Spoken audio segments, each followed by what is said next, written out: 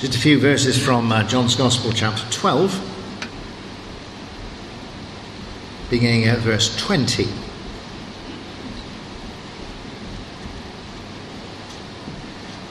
Some Greeks were among those who had gone to Jerusalem to worship during the festival.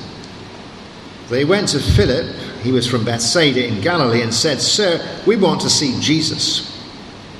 Philip went and told Andrew, and the two of them went and told Jesus. Jesus answered them, "The hour has now come for the Son of Man to receive great glory. I am telling you the truth. A grain of wheat remains no more than a single grain, unless it is dropped into the ground and dies. If it does die, then it produces many grains. Those who love their own life will lose it, and those who hate their own life in this world will keep it for life eternal. Whoever wants to serve me must follow me, so that my servant will be with me where I am. And my Father will honor anyone who serves me. Now my heart is troubled, and what shall I say? Shall I say, 'Father, do not let this hour come upon me'? But that is why I came, so that I might go through this hour of suffering. Father, bring glory to your name." Then a voice spoke from heaven, "I have brought glory to it, and I will do so again." And the crowd standing there heard the voice, and some of them said, "It was thunder," while others said, "An angel spoke to him." But Jesus said to them, "It was not for my sake that the voice spoke, but for yours. Now is the time for this world to be judged. Now the ruler of this world will be overthrown. And when I am lifted up from the earth, I will draw everyone to me." In saying this, he indicated the kind of death he was going to suffer.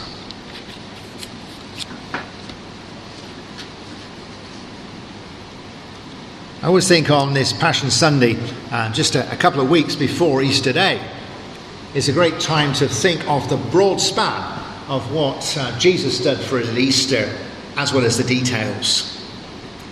If you're going to the north of England, say, or anywhere beyond the Tamar, you could say, well, I will get out the 2.5-inch map, or the 1 in 25, whatever you want to call it. But anyway, and as I drive up, I can see the details, all the glorious details of Crowless and in the queue, and the glorious details of St. Earth now with the traffic lights. And you can see all the details of all those small places, right, on the way. And they are all important, because if you don't go through them, you ain't going to get there. But it's also useful to look at the road map of the British Isles and say, this is the big picture from A to B. All the small things make it up, but I need the bigger view sometimes to see the significance. Why am I stuck here in Crowless? Because I'm going to Edinburgh, sort of thing. And so it is on Passion Sunday. The Passion of Jesus will depend on us perhaps thinking about what happened on Palm Sunday and what happens on Maundy Thursday and what happens on Good Friday. But at the end of the day, you and I are not saved. We are not brought to Christ by what the donkey did. We're not brought to Christ even by what Jesus said to Peter, or what Pilate said, or what have you. We are saved by what Jesus does for us on the cross in total, that our sins can be forgiven and we can be made the friends of God. I will draw all men to myself, everyone to myself, when I am lifted up. That is the big picture. It's not even what Jesus said on the cross. It's not even the nails. It's the totality that those things make up. And as I think it was, to misquote St. Augustine, he said, when you are looking at a mighty city on a far hill and you set off for it, do not get lost in the bushes on the way. And sometimes we are because we are familiar with the Easter story, we are looking at the minutiae, and that's important. But you don't get saved by that. You get saved by all that Jesus has done. And I think that's great. And what he has done, it says, summarises this in these rather little inconspicuous passage that starts off, some Greeks were coming to Jerusalem and wanted to see Jesus. Not a great intro, is it? But in this intense piece of John's Gospel, he says at the end, now is the time the ruler of this world will be overthrown. When I am lifted up, I will draw everyone to me. And we love the second one. That's what the cross does, brings us to God in Christ. But now is the time when the ruler of this world will be overthrown. And Jesus goes through all kinds of sufferings for you and me. And we know that, we want to remember it. But this morning, what we're hearing is that behind these details, behind the trouble we have with the guards and with betrayal and the whipping and the tying up and the nailing up, there is a cosmic battle going on here, which is even bigger, for which these are only the symptoms. A battle of good and evil, between light and darkness, as St. John would have it, but very much a battle with principalities and powers. Who is it going to be overthrown? Is it going to be Pilate? Is it going to be Caesar? Is it going to be Caiaphas? No, it is the ruler of this world, which is a euphemism for the evil one or the devil or whatever. This is a cosmic power thing. Sometimes when I'm in a very small tent, when I'm camping, and it is a very small tent, and you're in the middle of the night in a major gale, with the ridge tent, the whole thing vibrates. You don't sleep a lot, The whole thing vibrates like this. And the outside of the tent, which is, of course, cotton, is going like this. Boom, boom, boom, boom, boom, boom, boom, boom. You see? I can feel it. You see? But the big picture is, when you finally think, I need to go to the loo, and you finally come out of the tent, the big picture is that you've got a force 8, force 9 gale out there, you've got a depression 500 miles across, and you've got this sweeping across the whole landscape, and it's just manifested in the tent going boom, boom, boom, boom, boom, boom. And Jesus has the problems with his disciples, with the Jewish authorities, with the Romans, with all of that. And you can see the conflict going on there. Boom, boom, boom, boom. It touches you.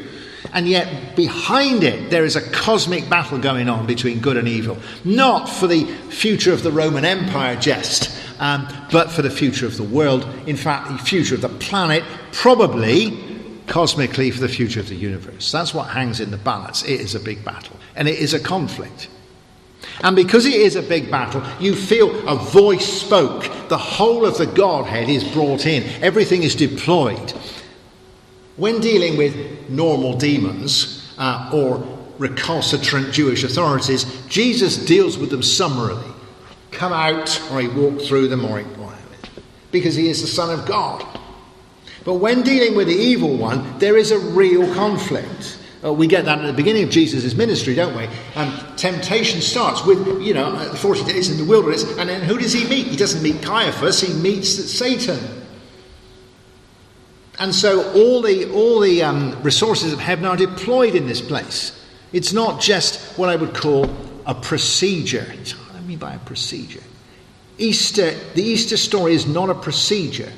In other words, we know we need to go through Palm Sunday against Jesus to Jerusalem. We need to go through the Lord's Supper and all that he says there. We need then the arrest and all the trials and all of this and the road to Calvary and the crucifixion if we're going to get to Easter Day. We know we need to remember all that, but it's not a procedure you go through so as to get to resurrection.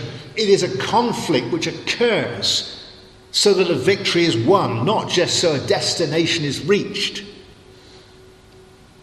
If you were to look at one of these pictures, these films of an operating theatre in a big hospital, you could see the whole thing, and they do call it euphemistically a procedure, don't they? But actually, you go and take all your clothes off, and they put you on a fancy gown and all that sort of thing, and everybody turns up, don't they, with all the masks and all that sort of thing, and they wheel you in and all of it comes up. You don't know that because you're out, but you see that in the film, don't you? And then they dig around and pull things out and push things in, and they sew you up again, and then they wheel you out, and then 6 hours later they send you home. It is a procedure. But actually, behind the scenes, if it is a serious thing, they and your body systems are fighting for life. It is a fight between life and death. It looks like a procedure, but actually it is a conflict by this person dying or this person living. And so it is with this story of the cross. It is not we do this and then this and then this and then this. There is pushback. The evil one does not like this sort of thing at all. He just doesn't let it ride. Oh, this is what God's going to do. And although we read here Jesus saying, now is the time, God chooses his time to take on the evil one, finally. And as they say in battle, it is always good if you can choose the time and place of your battle and not let the enemy choose the time and place of the battle. And so God is magisterial in this, and we are not dualists. There's no way in which the evil one is anyway in the same league as God, and yet it is still a real conflict. Jesus is still really tempted. And we read just in passing in John, and Jesus is, my soul, my heart is troubled. Echoes here of Gethsemane. Lord, could you not take this away? Father, do not this hour come upon me. Shall I say this, you see? He's not wobbling, but there is a sense of conflict. He doesn't just say, oh, the next thing to do is to be arrested. And if he does, then this is a serious business. A serious business. And as with all proper battles, it becomes an issue of blood, doesn't it? He gives his blood. And again, if we think about the victory of the cross, we're not just thinking about Jesus bleeding. Jesus bleeds at the crucifixion. That is true. But then I should think as a small boy around a carpenter's shop trying things out with the tools. He did a lot of bleeding when he was small. You do not get saved by Jesus bleeding. But his sacrificial blood, you are saved by the blood that he gives, you see. And it is quite deceptive, that. Because it looks as though because it is sacrificial, it is quite calm. But actually, behind this offering of the blood of Christ, we are coming towards the triumph of the cross. It is finished, not I am finished. And so you can see the conflict going on, can't you? The temple of the curtain is torn in two. There's an earthquake. The tombs are open. The dead raised. This is not, oh, well, that's over then, isn't it? The way in which the battle is fought is through the giving of blood. But it is a blood battle. There's an amazing bit here they offered us in the Old Testament for today from Isaiah 63, which I did not know well. But who is this coming from the city of Borzah in Edom? Who is this, splendidly dressed in red, marching along in power and strength? It is the Lord, powerful to save, coming to announce his victory. Why is his clothing so red, like that of someone who tramples grapes to make wine? The Lord answered, I have trampled the nations like grapes, and no one came to help me. I trampled them in my anger, and their blood has stained all my clothing. I decided that the time to save my people had come. It was time to punish their enemies. And I was amazed when I looked and saw there was no one to help me. But my anger made me strong, and I won the victory myself. In my anger I trampled whole nations and shattered them, and poured out their lifeblood on the ground. Extraordinary passage. And when I read that, I thought, here is the Lord who comes to punish those who oppress his people, in this case the evil one. But not only does he sacrifice his blood, but as it tells elsewhere, as Jesus goes into hell and the gates of hell will not prevail against him, Satan has a really bad day. Or as you might say, there's blood on the walls. Just as it says there in the Old Testament, this is the blood of all those who have oppressed you. And so God in Christ breaks the oppressor and sets us free. Us free. You see in Isaiah, I have saved my people. Jesus does this for us. God does not need to do this battle just for himself. He needn't have even come to earth. He's not threatened by this rather unpleasant little devil in this rather small planet. Not threatened by that. He chooses to come to save us. It's an extraordinary thing that somebody should give their life. Fight all of that for me and for you. That's what we need to hold in our minds. He did all this for us. All that hassle. You can't just wander through the Easter stories. Oh, that's nice. That's important. That's significant. We need to respond to this conflict, to this hassle, to this pain that Jesus went through. For us. Isn't it the heart of the gospel? That it doesn't fit well with today, where everything you have you should have earned, or you should have been given because of something you've done, or something. I am received the best thing in the world just because Jesus chose to do it for me. It doesn't read well with a modern mind. Extraordinary. Because people say, well, if it doesn't cost anything, it's not worth anything.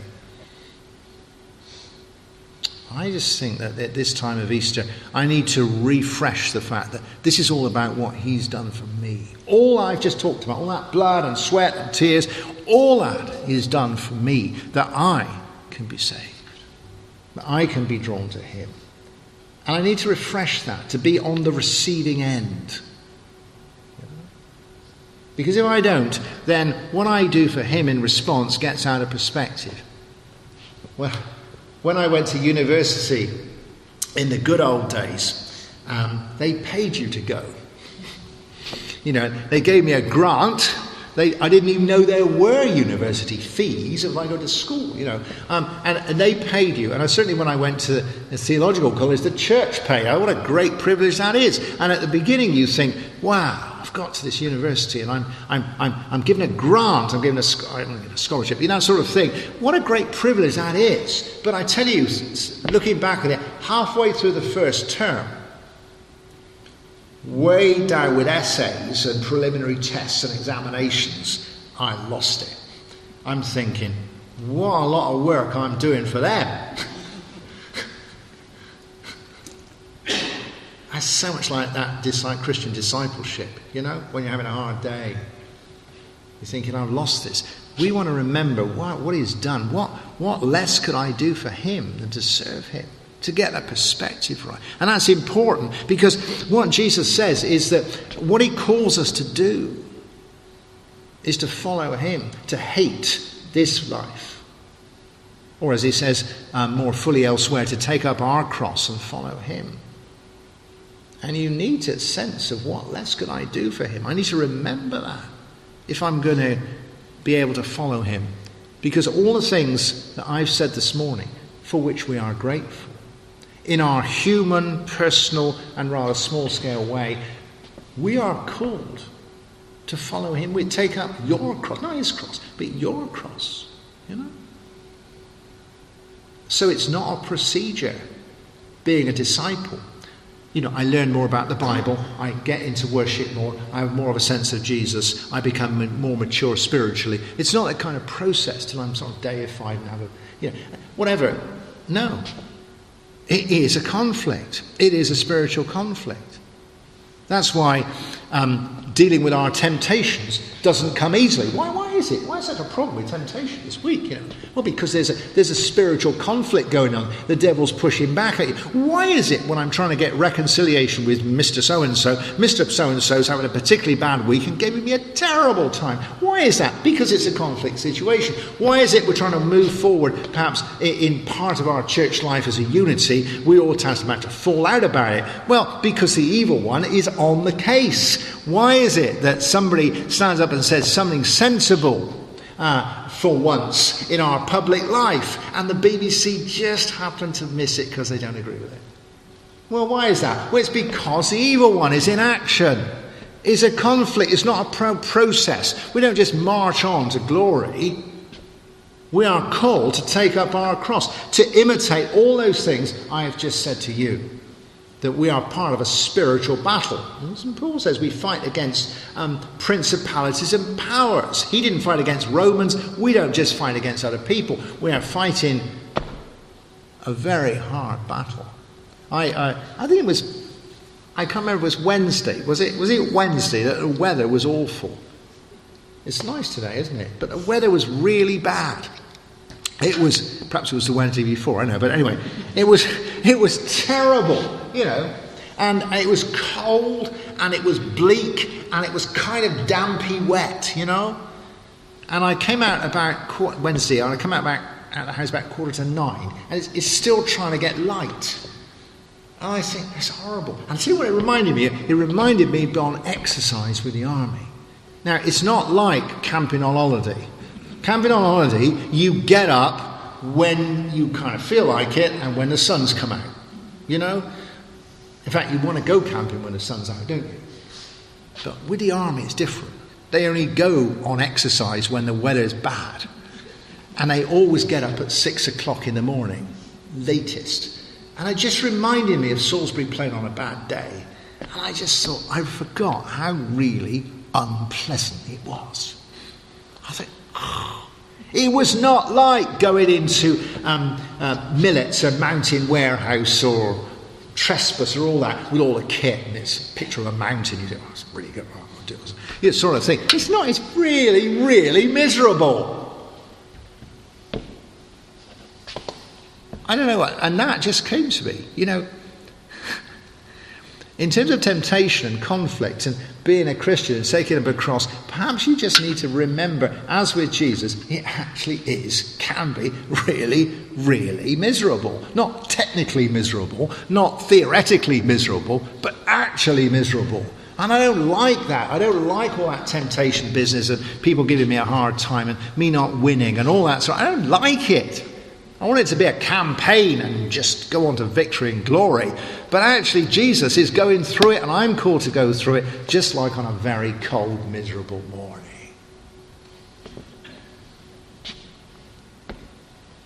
And I need to hold what he's done for me. What less can I do for him? He's been through 1,000 times more for you and for me. Towards the end of that passage, it's just a bit of encouragement as well. I would encourage you with this. That Jesus has won the battle, and my little battles are within the context that the big things be won. Well, that's really good for morale, isn't it? The devil is a busted flush, but he still makes trouble. It means that your little problem and my little problem, I'm fighting a battle in which the campaign overall has been won, but we are still, as somebody put it, in a mopping up phase. But as with all mopping up phases, a lot of small battles, a lot of terrorism, a lot of resistance, and you and I get that. But to know that at the end of the day, the big battle has been won, rather than we're hanging on and the big battle has been lost, that makes all the difference. That's being encouraged. Jesus has done, we don't have to do that. It is the victory of the cross, even when, because I'm weak, I fail sometimes, we are still on, as the great song said, on the victory side. And that's incredible. And be encouraged, as Jesus says, if anyone does this, if he wants to be with me. So if I am picking up my cross, I find he is shoulder to shoulder with me. Do not think at this Easter time, I think I need to set aside being busy. I need to set aside the things I was doing. I need to concentrate on my spirituality. I need to go to more services, do more prayer, do all this sort of thing because I want to feel close to Jesus at Easter. That is a good thing. But what this says, if we are doing what Jesus wants, that's where he will be. So in those difficult situations, and in overcoming this and this and this, and in the conflict, and where you are uncomfortable, precisely where you meet with Jesus. Because he is doing all those uncomfortable and difficult things. Rather than being self-conscious about my spirituality, perhaps I should say, it's a good time to overcome something, deal with some situation, work with somebody else, try something new, because in there I will find, wow, Jesus is here as well. This is where I experience him without being self-conscious about it. What a great thing that is. Would it be? And then he says, and anyone who does this, the Father will honour. If you've been brought up with the idea that and not to seek for any reward except for knowing that we do his will, it's not in the Bible, that. It is full of reward. My Father will honour him. What more would you like than to be honoured by God? What a great thing that is. A smile from God.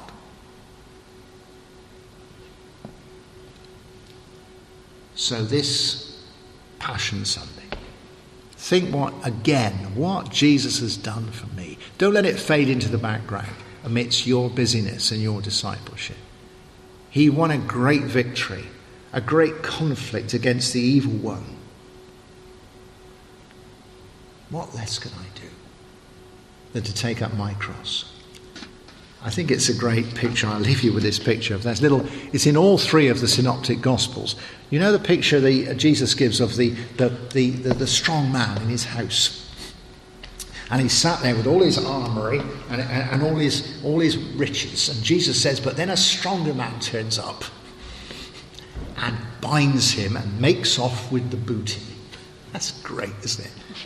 I just thought this week of Jesus of going in with his victory on the cross and making off with me under one arm. That's a great picture. That I am saved by him. Would I not seek to serve